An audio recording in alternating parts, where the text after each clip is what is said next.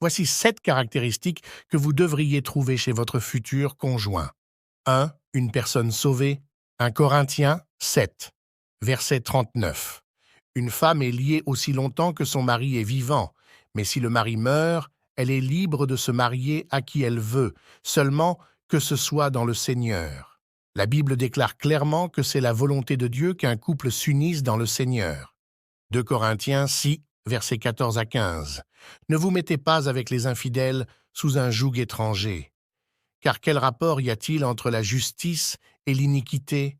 Ou qu'y a-t-il de commun entre la lumière et les ténèbres? Quel accord y a-t-il entre Christ et Bélial? Ou quelle part a le fidèle avec l'infidèle? Nous ne souhaitons pas avoir pour beau-père le diable. Nous ne souhaitons pas subir toutes sortes de pressions à chaque fois que nous désirons aller à l'église. Nous ne souhaitons pas avoir des enfants perdus et divisés. Le salut de notre conjoint est fondamental. Si nous enfreignons ce principe divin, il est certain que nous aurons à demander au Seigneur de nous sortir de telle ou telle situation à cause de ce choix d'ici quelques années. Genèse 28, verset 1. Isaac appela Jacob, le bénit et lui donna cet ordre. Tu ne prendras pas une femme parmi les filles de Canaan. 2. Une personne propre. 1 Thessaloniciens 5, verset 23. Sanctifie lui-même tout entier et que tout votre être, l'esprit, l'âme et le corps soient conservés irrépréhensibles lors de l'avènement de notre Seigneur Jésus-Christ. Propre physiquement. 1 Corinthiens 6, verset 16. Ne savez-vous pas que celui qui s'attache à la prostituée est un seul corps avec elle? Car, est-il dit, les deux deviendront une seule chair. 1 Corinthiens 6, verset 18. Fuyez l'impudicité. Quelque autre péché qu'un homme commette, ce péché est hors du corps, mais celui qui se livre à l'impudicité pèche contre son propre corps. Fuyez une personne qui est impudique. Il existait dans la loi des règles s'appliquant spécifiquement aux sacrificateurs, mais dont on reconnaît l'intention de l'Esprit de Dieu. Lévitique 20 et 1, 13 à 14. Il prendra pour femme une vierge. Il ne prendra ni une veuve, ni une femme répudiée, ni une femme déshonorée ou prostituée. Mais il prendra pour femme une vierge parmi son peuple. Propre moralement, 1 Corinthiens 6, 9 à 10. Ne savez-vous pas que les injustes n'hériteront point le royaume de Dieu? Ne vous y trompez pas, ni les impudiques, ni les idolâtres, ni les adultères, ni les efféminés, ni les infâmes, ni les voleurs, ni les cupides, ni les ivrognes, ni les outrageux, ni les ravisseurs, n'hériteront le royaume de Dieu. Si nous épousons un homme qui fait preuve de malhonnêteté dans les affaires de cette vie, il en fera preuve également au sein de notre mariage. Il pourra par exemple voler la femme de quelqu'un d'autre, voler de l'argent à nos parents, voler de l'argent à notre Dieu. Épousons une personne qui veut toujours posséder plus, elle ne sera jamais satisfaite de ce que nous avons, elle sera malheureuse et cherchera à tout prix une meilleure condition sociale. Elle nous demandera toujours plus d'argent, plus de ceci, plus de cela. Si c'est un ivrogne, c'est qu'il ne sait pas se maîtriser. Préparez-vous au coup et à vivre avec un homme qui manque de maîtrise. S'il se drogue, s'il est lié par quelque péché que ce soit, vous retrouverez ce péché au cœur de votre mariage. Soyez prudent. S'il est calomniateur, il parlera mal de vous et se moquera de vos faiblesses auprès de votre famille, de ses collègues, de ses amis. Si c'est un exploiteur ou s'ingérant dans les affaires d'autrui, eh bien, il vous exploitera. 1 Pierre 4, verset 15. Que nul de vous, en effet, ne souffre comme meurtrier, ou voleur, ou malfaiteur, ou comme s'ingérant dans les affaires d'autrui. Nous devons faire attention. La douceur devrait se trouver dans la bouche de notre futur conjoint, propre spirituellement.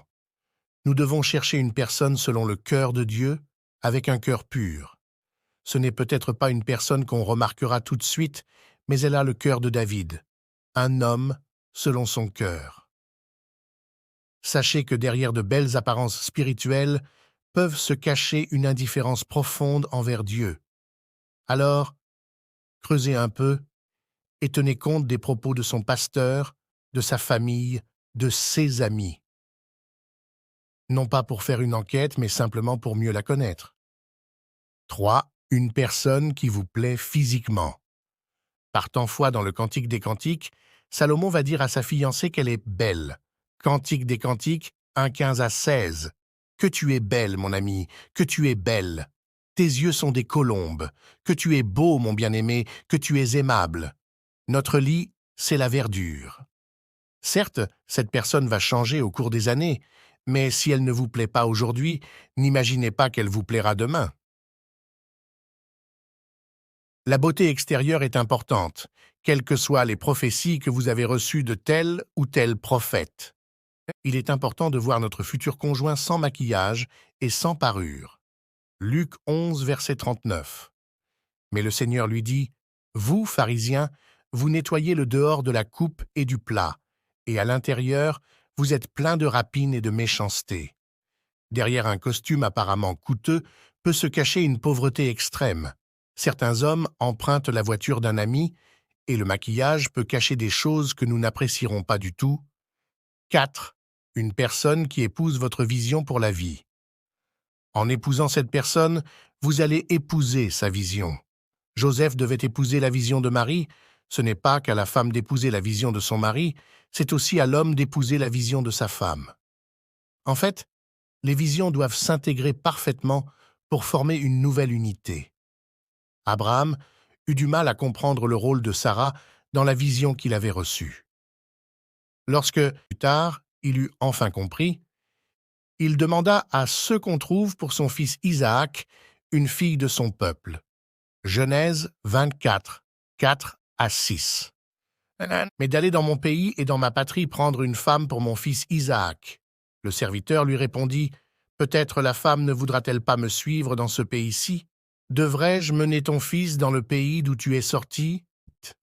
Abraham avait compris la leçon. Cette femme devait être prête à suivre son mari dans une même vision, à tout quitter pour ne faire qu'un, à abandonner sa vie. 5. Une personne qui aime Dieu. Anne la prophétesse a été mariée pendant 7 ans pour devenir veuve. Elle demeura toute sa vie dans le temple. Elle avait fait le choix de la présence de Dieu. Anne a été mariée et Anne a été célibataire.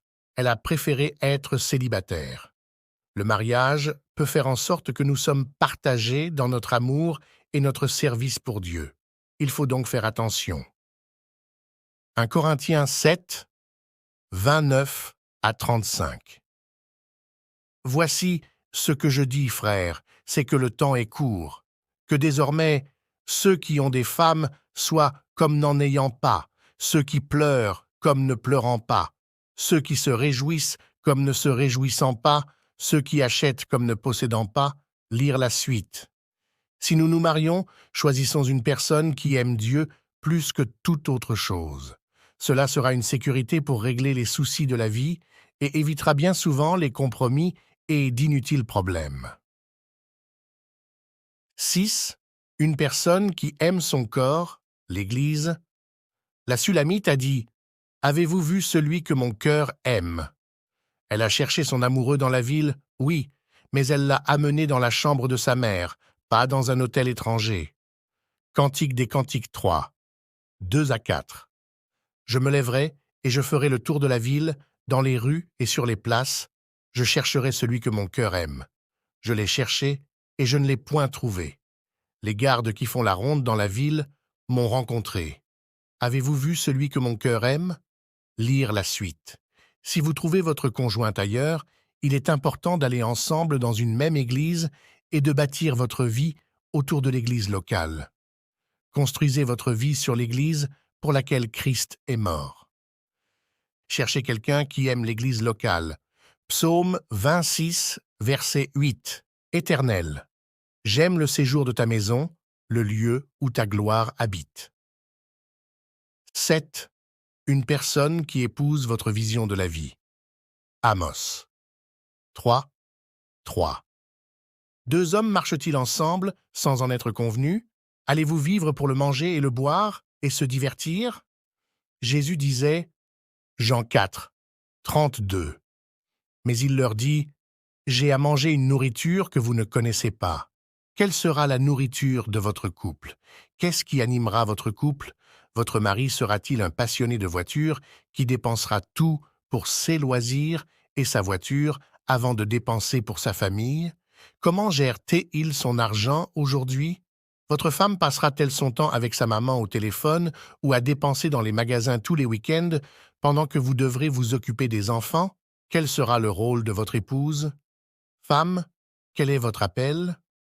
Votre fiancé cherche-t-il en vous une maman, une mère pour ses futurs enfants ou une épouse?